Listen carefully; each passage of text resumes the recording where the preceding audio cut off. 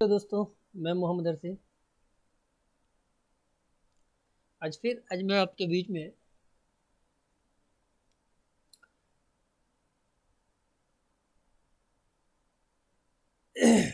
SOC board में क्या क्या होता है, किस तरीके से वो काम करता है और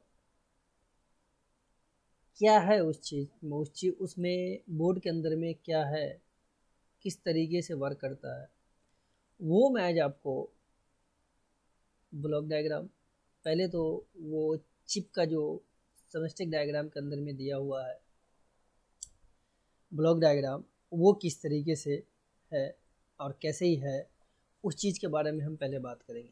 2 से 2.5 मिनट 5 मिनट जो भी होगा उसके बारे में हम बात करेंगे। 2 मिनट लगे 3 मिनट लगे उसके बारे में बात करेंगे। फिर वापस हम इसका ब्लॉक डायग्राम देखेंगे कि ब्लॉक डायग्राम में इस बोर्ड के अंदर में क्या क्या चीज़ें दिया हुआ है। सेकेंड नंबर में क्या है इसका पावर ब्लॉक डायग्राम। पहले ब्लॉक डायग्राम में देखेंगे इसका क्या क्या चीज़ है और उसके बाद हम इसको देखेंगे कि इसके पावर ब्लॉक डायग्राम में क्या क्या चीज़ है एसओसी बोर्ड। ठीक है, तो फर्स्ट हम चलते हैं इसके ब्लॉक डायग्राम में। ये हमारा ब्लॉक डायग्राम है जिसको हम बोलते हैं FCH, फिजन कंट्रोलर हब। ठीक है,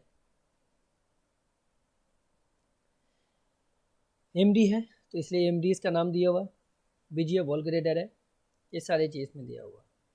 अब यहाँ पे क्या है कि इसका एक हिस्सा प्रोसेसर कहलाता है।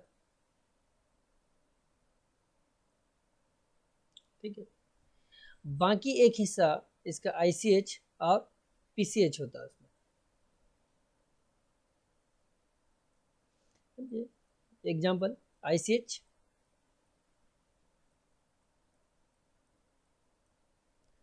PCH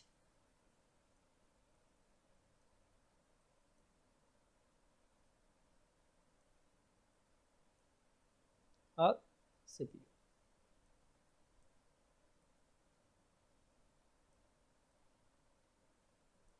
ये तीनों को एक जगह इस कंपनी ने बना करके दे दिया है। अब ये तीनों में कुछ एक भी, जैसे USB काम करना बंद कर दिया, ठीक है, टच पैड काम करना बंद कर दिया, सॉरी सॉरी USB काम करना बंद कर दिया, HDMI काम करना बंद कर दिया, LVDS में डाटा नहीं आ रहा, SATA नहीं काम कर रहा, हार्ड डिस्क डिटेक्ट नहीं कर रहा, वो सारी की सारी कंडीशन में एक ही IC है जिसके अंदर में ये प्रॉब्लम आएगा, जिसका सारा कनेक्शन यहाँ पे दिया हुआ है। ये है जो इसमें ग्राफिक चिप लगा रहेगा, उसके बारे में दिया हुआ ये। ठीक है, ग्राफिक चिप के बारे में। ये है हमारा रैम, मेमोरी के बारे में दिया हुआ, HDMI, CRT मतलब LVDS। उसके बाद यहाँ दिया हुआ USB के बारे में, लेफ्ट एंड राइट ये है, ये सारे USB का है, कार्ड रीडर के बारे में है। उसके बाद यहाँ पे आ जाएंगे हम, SATA के लिए है, ODD और HDD के लिए। ये सारी चीज़ों में से कोई एक चीज़ अगर काम नहीं कर रहा, मतलब आपके चिप में प्रॉब्लम है, मतलब बोर्ड के अंदर में जो सिंगल चिप बचा हुआ है उसी के अंदर में ये प्रॉब्लम क्रिएट हो जाती है। तो इसमें रिपेयरिंग क्या है, इसमें आपको सबसे ज़्यादा ज़रूरी है कि आप इसके लेवल का समस्टिक डायग्राम पढ़ना सीखें। क्या सीखना पड़ेगा आपको? समस्टिक डायग्राम पढ़ना सीखना पड़ेगा। इसके लिए समस्टिक डायग्राम होता क्या है कि किस तरीके से, किस वे में काम कर रहा है। अगर आपने DSO भी ले लिया तो DSO लेके करेंगे क्या, जब तक कि आपको इसके बारे में पता नहीं चलेगा। इसके बारे में अगर पता नहीं है तो ये नहीं कि आप इसके बारे में पूरा कंफर्म जानकारी ले लेंगे और ये हो जाएगा, नहीं। आप जब तक डायग्राम पढ़ना नहीं सीखेंगे, जब तक आप इसका पूरा समस्टिक डायग्राम ना पढ़ना सीखेंगे, जब तक आपको इसमें कोई फ़ायदा नहीं होता है, क्योंकि बहुत मुश्किल होता है। हमने भी बहुत मुश्किल से ही, स्टार्टिंग में तो बहुत ज़्यादा दिक्कत हुआ, जो समझ में ही नहीं आ रहा था, कुछ भी पल्ले नहीं पड़ रहा था कुछ, क्योंकि अजीब ही चीज़ थी। क्योंकि हम लोगों ने जो पढ़ा था वो अलग चीज़ था और अभी जो है इसमें दिया हुआ वो अलग चीज़ है। तो यहाँ पे है क्या, इसका पावर ब्लॉक डायग्राम, इसे बोलते हैं हम पावर ब्लॉक डायग्राम। मतलब पावर का सीक्वेंस दिया हुआ, कहाँ पे कितना कितना वोल्टेज बनता है। इसका दूसरा भी किसी किसी बोर्ड में दो दो पावर ब्लॉक डायग्राम दिया रहेगा तो वो ज़्यादा आसान हो जाता है। जैसे यहाँ पर है, ये देखिए, इसमें बहुत सारी चीज़ें क्लियर करके दे दिया जाता है कि ये इसमें क्या चीज़ है, किस तरीके से ये काम करता है। ये सब चीज़ के बारे में आप यहाँ पे जितना यहाँ पे देख रहे हैं, RM reset, power button, signal, ये सारी सिग्नल है total, sauce on, sauce P, ये सब सिग्नल है। ये सब सिग्नल के बारे में जब आप जानेंगे उसके बाद ही ये आपको AC ऑन, मतलब IO कंट्रोलर को ऑन होने के लिए, ये सब चीज़ के बारे में जब आप पढ़ेंगे ये होता क्या है, जैसे कि सस्पी होता क्या है, सिस ऑन होता क्या है, RM रीसेट होता क्या है, पावर बटन होता क्या है, PM SLP होता क्या है, S3 क्या होता है, S5 क्या होता है, S3 क्या होता है, ये सारे चीज़ के बारे में जब आप जानेंगे तो आपको रिपेयरिंग करना इतना ही आसान हो जाएगा जितना आप सोच भी नहीं सकते। तो इस चीज़ के लिए आपको सिमेस्टिक डायग्राम पढ़ना आना चाहिए। तो इसके लिए नीचे दिया हुआ मेरा नंबर है, उस नंबर पे आप कांटेक्ट करके आप हमसे संपर्क कर सकते हैं और इसके बारे में पता कर सकते हैं कि इसका क्या है नहीं है, किस तरीके से होगा। यहाँ पर दिया हुआ आपको ये एडाप्टर दिया, मतलब यहाँ से आप इसको 19 वोल्ट पावर इसमें इन कराएंगे,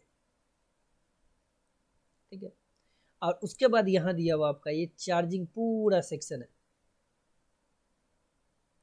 क्या लिखा है इसमें, BQ चार्जिंग IC है ये, बैटरी चार्जिंग स्विच मोड, मतलब बैटरी को चार्ज करने के लिए यहाँ पे ये है। BQ का मतलब है ये बैटरी की चार्जिंग IC का ये होता है BQ शॉर्टकट में। उसके बाद यहाँ पे ये बैटरी है, बैटरी को वो चार्ज करेगा, ठीक है। और उसके बाद एक एरो हम देख रहे हैं यहाँ जा रहा है, तो एक एरो जब यहाँ गया तो ये एरो जा करके यहाँ मिल जाएगा। एडाप्टर जैसे यहाँ से कटेगा, पावर नहीं आएगा, AC मेरा चला गया तो एडाप्टर से पावर इधर फट से चला जाएगा, इसके अंदर में पूरे में सप्लाई दे देगा ये पूरा A to Z जगह पे। उसके बाद क्या होगा, जैसे ही इसमें हम एडाप्टर इन करेंगे उसके बाद यहाँ पे फर्स्ट में बनेगा, सेकंड में बनेगा, थर्ड में बनेगा, फोर्थ में बनेगा, सिक्स में बनेगा, इस तरीके से करके यहाँ पे A to Z वोल्टेज बनेगा।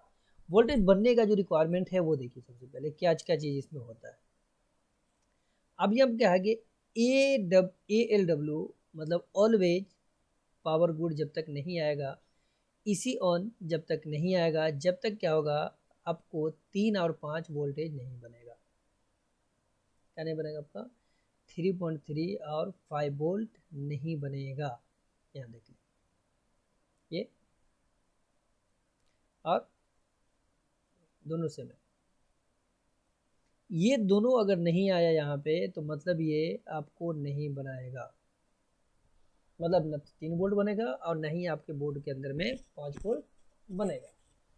उसके बाद जो हम देखते हैं यहाँ पे ये किसके लिए है, DDR मतलब रैम के लिए। रैम की वोल्टेज है यहाँ पे कितनी, 1.3 का 0.7 वोल्ट। यहाँ पे रैम सेक्शन के अंदर में सबसे पहले क्या आना चाहिए, इसको ससन आना चाहिए, ये नहीं आएगा मतलब काम नहीं करेगा। उसके बाद क्या करना चाहिए, आना चाहिए सस्पी आना चाहिए जो इसके नीचे दिया हुआ सेकंड नंबर में। ये दोनों मतलब S5 और S3 जब तक नहीं आएगा जब तक आपका रैम सेक्शन कोई भी काम नहीं करेगा। तो सस ऑन क्या होता है, सस्पी क्या होता है, उसके बारे में जानना जरूरी है। उसके बाद नीचे जब आ जाते हैं तो नीचे आकर के फिर वही चीज़ें हैं, ये EC VRM मतलब VRM सेक्शन में ये सिग्नल का आना जरूरी है, लेकिन ये आएगा कहाँ से, इसके बारे में आपको जानना है और तब जा कर के आपको ये आसान लगेगा वीक और सप्लाई बनने के लिए। तो इसी तरीके से जब तक एक दूसरे से वोल्टेज की ये होता है, जैसे कि क्या कि एक IC दूसरे IC को हेल्प करता है। बोर्ड के अंदर में क्या होता है, हमेशा एक IC दूसरे IC को हेल्प करता है। ये नहीं कि एक IC है जैसे रैम की IC है तो वो ऑटोमेटिक ही अपने आप ही काम करेगा, वो नहीं कर सकता। उसमें होगा क्या कि वो एक दूसरे से कंबाइन होता है, एक IC दूसरे IC को हेल्प करेगा, फिर दूसरी IC तीसरी IC को हेल्प करेगा।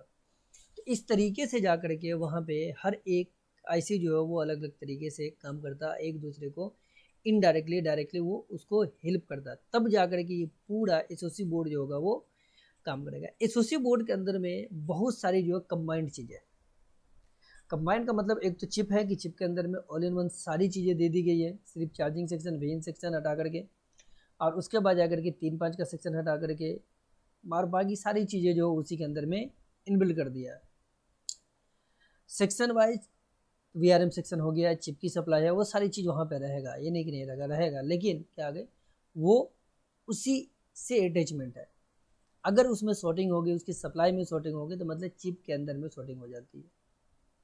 अगर एक्सटर्नल शॉर्टिंग नहीं है तो इंटरनल शॉर्टिंग उसके चिप में हो जाएगा। तो इस चीज़ को करने के लिए तो ये है क्या हमारे पास एसओसी बोर्ड का इस तरीके का स्ट्रक्चर होता है जो बहुत ही ज़्यादा मुश्किल होता है। और आने वाले कल को आपको यही एसओसी बोर्ड ही और ज़्यादा कॉम्प्लिकेटेड मिलेगा और ज़्यादा यूनिक मिलेगा, जिसके बारे में आपको जानना ज़रूरी है। तो अगर रिपेयरिंग लाइन में, इलेक्ट्रॉनिक्स लाइन में, इस लाइन में अगर रहना चाहते हैं तो आप एसओसी बोर्ड का सेमेस्टिक डायग्राम पढ़ना, एसओसी बोर्ड के अंदर एसओसी बोर्ड के बारे में जानना, ये सारी चीज़ें ज़रूरी है।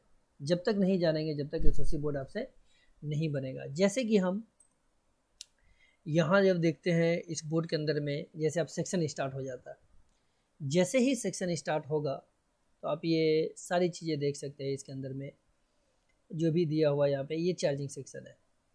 ये सेक्शन आपको दिखा दे, charging section number 1, section number 2, section number 3, ठीक है, सेक्शन नंबर 4 और सेक्शन नंबर 5। इस तरीके से ले दे करके इसमें 4 से 5 6 सेक्शन, 6 से 7 सेक्शन आपको मिलेगा टोटल। जिसमें कि अगर VRM सेक्शन को अगर हम हटा देते हैं, चिप की सप्लाई सेक्शन को हटा देते हैं, तो आपको मुकम्मल तौर पे आपको 3 सेक्शन ही देखने को मिलेगा, उसके अलावा नहीं मिलेगा। तो ये है एसओसी बोर्ड के अंदर में पंगा, इसमें सेक्शन वर्क जो है वो कम कर दिया है और बाकी चीज़ें सारी चीज़ें जो है क्या कर दिया, उसमें इनबिल्ड कर दिया है। अब एक ही चिप के अंदर में, तो अब यहाँ पे जैसे कि रिपेयरिंग करनी हो, तो रिपेयरिंग के अंदर में 3 की प्रॉब्लम, 5 की प्रॉब्लम या VIN की प्रॉब्लम तो हटा सकते हैं, रैम की प्रॉब्लम बना सकते हैं। लेकिन जैसे ही आपका 1.5 1.8 वोल्ट चला गया, 1.5 चला गया या J7 9 चला गया, जो चिप की सप्लाई है, या फिर वीकोर सप्लाई अगर ड्रॉप कर गई है या शॉर्ट कर गई है या कुछ कर गया, तो उस कंडीशन में आप इस चीज़ को फिर बेबस हो जाते हैं करने के लिए। अब फिर उस चीज़ को हमें जब तक डीपली जानकारी नहीं होती है, ज़रूरी नहीं है कि चिप ही में प्रॉब्लम होगा, बाहर ही प्रॉब्लम होता है, लेकिन उस चीज़ के बारे में जब तक जानते नहीं हैं, जब तक ये काम नहीं हो पाता। तो उसके बारे में जानने के लिए क्या है कि आप उस सेमेस्टिक डायग्राम पढ़ना सीखें, कोशिश करें कि उसको पढ़े। नहीं अगर है तो कहीं से ट्रेनिंग ले, जैसे कि मैं कराता हूँ ट्रेनिंग सेमेस्टिक डायग्राम के ऊपर में सिर्फ। तो यहाँ पे क्या है कि आपको ओनली 15,000 पे करना पड़ता है और उसके बाद हम आपको पूरी कंप्लीट गारंटी के साथ सिखाते हैं। कंप्लीटली अगर नहीं सीखते हैं तो उसके कंडीशन भी है, उसमें क्या क्या चीज़ें आपको ये करना पड़ता है।